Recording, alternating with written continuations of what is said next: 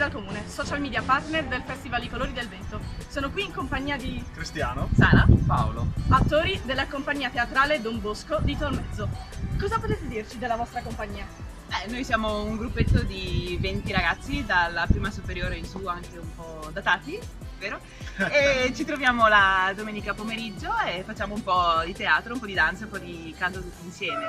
Ecco, lo facciamo per divertimento e abbiamo scoperto in questo gruppo un po' una famiglia, ditemi se sbaglio. E quindi per noi andare alle prove la domenica è proprio come una riunione di famiglia, ci divertiamo un sacco insieme e speriamo poi di mettere a frutto i nostri talenti e far divertire il pubblico, fargli passare una buona oretta e qualcosa.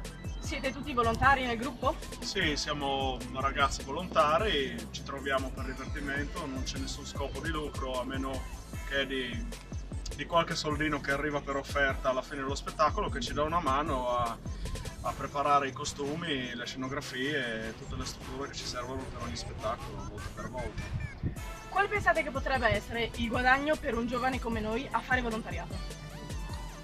Un valore aggiunto per la propria vita, la possibilità di entrare in un gruppo di persone, magari coetanee, in cui stare sì bene e divertirsi, ma in cui poi poter impegnarsi e mettere a frutto il lavoro comune per gli altri. Abbiamo finito qui!